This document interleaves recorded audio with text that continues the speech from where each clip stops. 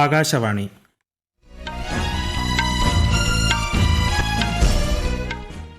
നമസ്കാരം.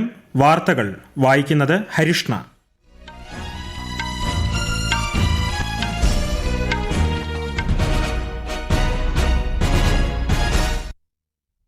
പ്രധാന വാർത്തകൾ. രണ്ടാം ഘട്ട ലോക്സഭാ തെരഞ്ഞെടുപ്പിന്റെ പരസ്യ പ്രചാരണത്തിന് ആവേശത്തോടെ സമാപനം. ഇനി നിശബ്ദ പ്രചാരണം. വിധി എഴുതാനൊരുങ്ങി കേരളവും. വോട്ടെടുപ്പിൽ EVM വോട്ടുകളും വിവിപാറ്റ് സ്ലിപ്പുകളും പൂർണ്ണമായും ഒത്തുനോക്കണമെന്നാവശ്യപ്പെട്ട് സമർപ്പിച്ച ഹർജി സുപ്രീം കോടതി വിധി പറയാൻ മാറ്റി. നിരായുധീകരണം, ആയുധ സംഭരണം, കയറ്റുമതി എന്നിവ തടയുന്നത് സംബന്ധിച്ച് ചർച്ച നടത്തി ഇന്ത്യയും ജപ്പാനും. കേരളത്തിൽ കനത്ത ചൂട് തുടരുന്നു. പാലക്കാട് വെള്ളിയാഴ്ച വരെ ഉഷ്ണതരംഗത്തിന് സാധ്യതയെന്ന് കേന്ദ്ര കാലാവസ്ഥാ വകുപ്പ്. IPL-ൽ ഡൽഹി ക്യാപിറ്റൽസ് ഗുജറാത്ത് ടൈറ്റൻസിനെ നേരിടുന്നു. ISL ഫുട്ബോളിന്റെ ആദ്യപാദ സെമി ഫൈനലിൽ ഇന്ന് FC ഗോവ മുംബൈ സിറ്റി പോരാട്ടം. വാർത്തകൾ വിശദമായി. രണ്ടാം ഘട്ട ലോക്സഭാ തെരഞ്ഞെടുപ്പിനുള്ള പരസ്യ പ്രചാരണത്തിന് ആവേശത്തോടെ സമാപനം. കേരളം ഉൾപ്പെടെ 13 സംസ്ഥാനങ്ങളിലെയും ജമ്മു കശ്മീരിലെയും 89 മണ്ഡലങ്ങളിലാണ് രണ്ടാം ഘട്ടത്തിൽ വിധിയെഴുതുന്നത്. വിശദാംശങ്ങളിലേക്ക്. മറ്റന്നാൾ നടക്കാനിരിക്കുന്ന രണ്ടാം ഘട്ട വോട്ടെടുപ്പിന് മുന്നോടിയായി ശക്തമായ പ്രചാരണമാണ് നടന്നത്. പരസ്യപ്രചാരണം സമാപിച്ചതോടെ വോട്ടെടുപ്പ് ദിവസം വരെ ഇനി നിശബ്ദ പ്രചാരണമായിരിക്കും.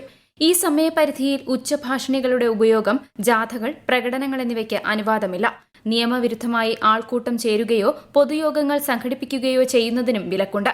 വോട്ടെടുപ്പ് പൂർത്തിയാകുന്നതുവരെയുള്ള 48 മണിക്കൂർ മദ്യവിതരണത്തിനും വിൽപ്പനയ്ക്കും നിരോധനം ഏർപ്പെടുത്തിയിട്ടുണ്ട്. അവസാനഘട്ട വോട്ടെടുപ്പ് പൂർത്തിയായി അരമണിക്കൂർ കഴിയും വരെ എക്സിറ്റ് പോളുകൾക്കും നിരോധനമുണ്ട്. കേരളത്തിലേതുൾപ്പെടെ പല മണ്ഡലങ്ങളിലും ദേശീയ നേതാക്കൾ നേരിട്ടെത്തിയാണ് സ്ഥാനാർത്ഥികൾക്കായി വോട്ട് അഭ്യർത്ഥിച്ചത്. കൊട്ടിക്കലാശത്തിനും പ്രധാന നേതാക്കളുടെ സാന്നിധ്യം ശ്രദ്ധേയമായിരുന്നു. 26-ന് രാവിലെ 7 മുതൽ വൈകിട്ട് 6 വരെയാണ് വോട്ടെടുപ്പ്.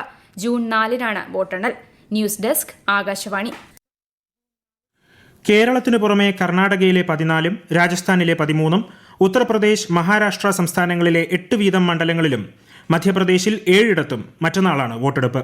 അസം, ബീഹാർ എന്നിവിടങ്ങളിലെ 5 വീതം സീറ്റുകളിലും ഛത്തീസ്ഗഡ്, പശ്ചിമബംഗാൾ എന്നിവിടങ്ങളിൽ 3 വീതം മണ്ഡലങ്ങളിലും മണിപ്പൂരിലെയും ത്രിപുരയിലെയും ജമ്മു കശ്മീരിലെയും ഓരോ മണ്ഡലത്തിലും രണ്ടാം ഘട്ടത്തിലാണ് വോട്ടെടുപ്പ്. കേന്ദ്രമന്ത്രിമാരും സംസ്ഥാന മന്ത്രിമാരും ഉൾപ്പെടെ നിരവധി പ്രമുഖരാണ് ഈ ഘട്ടത്തിൽ ജനവിധി തേടുന്നത്. 1210 സ്ഥാനാർത്ഥികൾ രണ്ടാം ഘട്ടത്തിൽ മത്സരരംഗത്തുണ്ട്. പ്രമുഖ നേതാക്കൾ വിവിധ സംസ്ഥാനങ്ങളിൽ പ്രചാരണം തുടരുകയാണ്.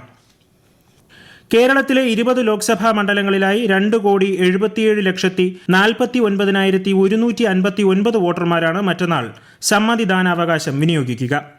ഇതിൽ 5,34,394 പേർ കന്നി വോട്ടർമാരാണ്. 194 സ്ഥാനാർത്ഥികൾ സംസ്ഥാനത്ത് മത്സരരംഗത്തുണ്ട്. കേന്ദ്ര ആഭ്യന്തരമന്ത്രിയും BJP നേതാവുമായ അമിത്ഷാ ഇന്ന് ആലപ്പുഴയിൽ NDA പ്രചാരണത്തിനായി എത്തി. കോൺഗ്രസ്, കമ്മ്യൂണിസ്റ്റ് പാർട്ടികൾ രാജ്യത്ത് അസ്തമിച്ചെന്നും ഇനി വരാനിരിക്കുന്നത് BJPയുടെ നാളുകളാണെന്നും അദ്ദേഹം പറഞ്ഞു. കേരളത്തിൽ 20 സീറ്റിലും UDF വിജയിക്കുമെന്ന് AICC അധ്യക്ഷൻ മല്ലികാർജ്ജുൻ ഖാർഗെ തിരുവനന്തപുരത്തെ KPCC ആസ്ഥാനത്ത് വാർത്താ സമ്മേളനത്തിൽ പറഞ്ഞു. LDF പുതുചരിത്രം രചിക്കുമെന്ന് CPIM സംസ്ഥാന സെക്രട്ടറി MV ഗോവിന്ദൻ തിരുവനന്തപുരത്ത് വാർത്താ സമ്മേളനത്തിൽ പറഞ്ഞു. അരുണാചൽ പ്രദേശിലെ 8 പോളിംഗ് സ്റ്റേഷനുകളിൽ ഇന്ന് റീപോളിംഗ് നടന്നു. അരുണാചൽ വെസ്റ്റ് പാർലമെന്റ് മണ്ഡലത്തിൽപ്പെട്ട 4 നിയമസഭാ മണ്ഡലങ്ങളിലെ ബൂത്തുകളിലാണ് റീപോളിംഗ് നടന്നത്. പട്ടികജാതി പട്ടികവർഗ സംവരണം കുറയ്ക്കാനാണ് കോൺഗ്രസ് ശ്രമിക്കുന്നതെന്ന് മുതിർന്ന BJP നേതാവും പ്രധാനമന്ത്രിയുമായ നരേന്ദ്രമോദി. സംവരണം നിലനിർത്താൻ BJPക്ക് മാത്രമേ സാധിക്കൂ എന്നും അദ്ദേഹം ഛത്തീസ്ഗഡിൽ പറഞ്ഞു. അതേസമയം കോൺഗ്രസിന്റെ പ്രകടന പത്രിക പ്രധാനമന്ത്രിയെ അസ്വസ്ഥനാക്കിയെന്ന് ദേശീയ നേതാവ് രാഹുൽ ഗാന്ധി പറഞ്ഞു. കോൺഗ്രസിന്റെ തെരഞ്ഞെടുപ്പ് പ്രകടന പത്രികയെ കുറ്റപ്പെടുത്തി പ്രധാനമന്ത്രി നരേന്ദ്രമോദി നടത്തിയ പ്രസ്താവനയ്ക്ക് തൊട്ടു പിന്നാലെയാണ് രാഹുൽ ഗാന്ധിയുടെ പരാമർശം. കോൺഗ്രസ് സംഘടിപ്പിച്ച സാമൂഹ്യനീതി കോൺക്ലേവിലാണ് രാഹുൽ ഗാന്ധി ഇക്കാര്യങ്ങൾ പറഞ്ഞത്. ഏപ്രിൽ ആദ്യമാണ് ന്യായ് പത്ര എന്ന പേരിൽ കോൺഗ്രസ് പ്രകടന പത്രിക പുറത്തിറക്കിയത്. മഹാരാഷ്ട്രയിലെ തെരഞ്ഞെടുപ്പ് റാലിക്കിടെ കേന്ദ്രമന്ത്രി നിതിൻ ഗഡ്കരി കുഴഞ്ഞു വീണു.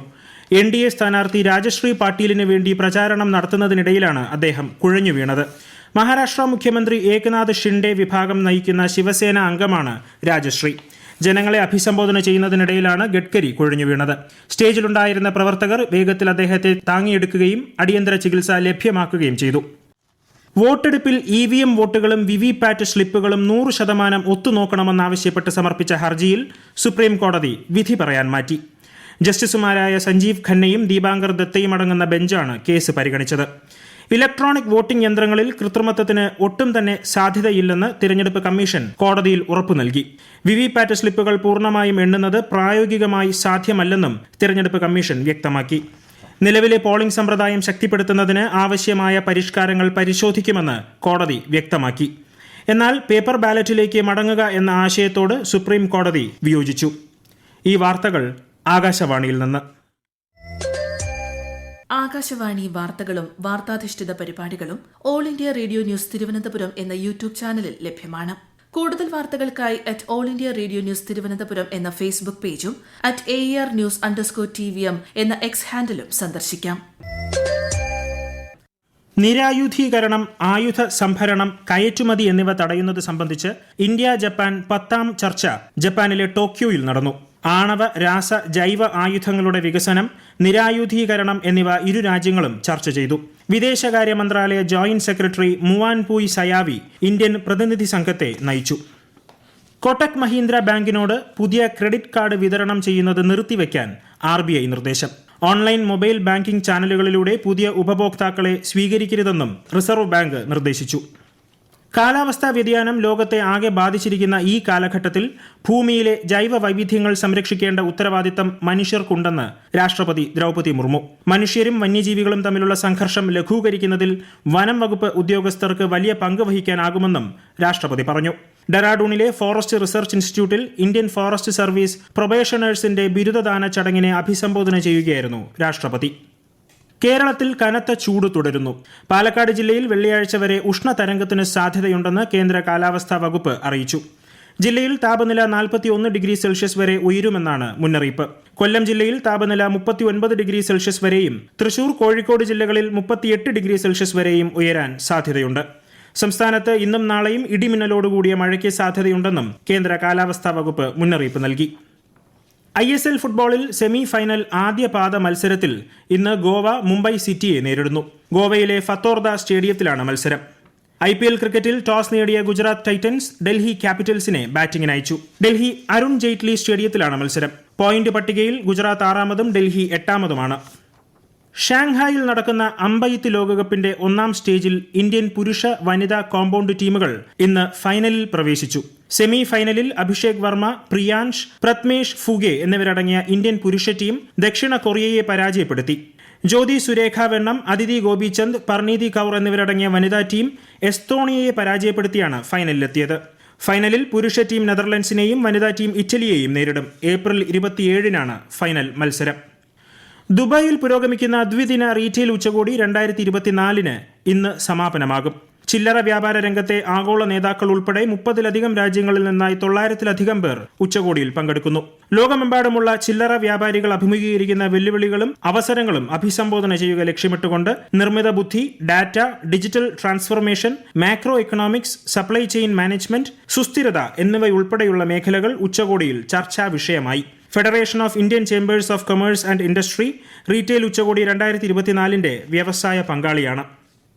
രാജസ്ഥാനിൽ അവയവം മാറ്റിവയ്ക്കൽ പ്രക്രിയ സുതാര്യമാക്കുന്നതിനായി സർക്കാർ ആശുപത്രികൾക്കും സ്വകാര്യ ആശുപത്രികൾക്കുമുള്ള മാർഗനിർദ്ദേശം പുറപ്പെടുവിച്ച് മെഡിക്കൽ വിദ്യാഭ്യാസ വകുപ്പ്. അവയവദാതാക്കൾക്കും സ്വീകർത്താക്കൾക്കും national organ and tissue transplant ഓർഗനൈസേഷന്റെ പ്രത്യേക തിരിച്ചറിയൽ കാർഡ് ലഭ്യമാക്കാനാണ് നിർദ്ദേശം. പ്രധാന വാർത്തകൾ വീണ്ടും. 2ാം ഘട്ട ലോക്സഭാ തെരഞ്ഞെടുപ്പിന്റെ പരസ്യ പ്രചാരണത്തിന് ആവേശത്തോടെ സമാപനം. ഇനി നിശബ്ദ പ്രചാരണം. വിധി എഴുതാനൊരുങ്ങി കേരളവും. വോട്ടെടുപ്പിൽ EVM വോട്ടുകളും വിവിപാറ്റ് സ്ലിപ്പുകളും പൂർണ്ണമായും ഒത്തുനോക്കണമെന്നാവശ്യപ്പെട്ട് സമർപ്പിച്ച ഹർജി സുപ്രീംകോടതി വിധി പറയാൻ മാറ്റി. നിരായുധീകരണം, ആയുധ സംഭരണം, കയറ്റുമതി എന്നിവ തടയുന്നത് സംബന്ധിച്ച് ചർച്ച നടത്തി ഇന്ത്യയും ജപ്പാനും. കേരളത്തിൽ കനത്ത ചൂട് തുടരുന്നു. പാലക്കാട് വെള്ളിയാഴ്ച വരെ ഉഷ്ണതരംഗത്തിന് സാധ്യതയെന്ന് കേന്ദ്ര കാലാവസ്ഥാ വകുപ്പ്. IPLൽ ഡൽഹി ക്യാപിറ്റൽസ് ഗുജറാത്ത് ടൈറ്റൻസിനെ നേരിടുന്നു. ISL ഫുട്ബോളിന്റെ ആദ്യപാദ സെമി ഫൈനലിൽ ഇന്ന് FC ഗോവ മുംബൈ സിറ്റി പോരാട്ടം. വാർത്തകൾ കഴിഞ്ഞു. അടുത്ത വാർത്താ പ്രക്ഷേപണം രാത്രി 8:35.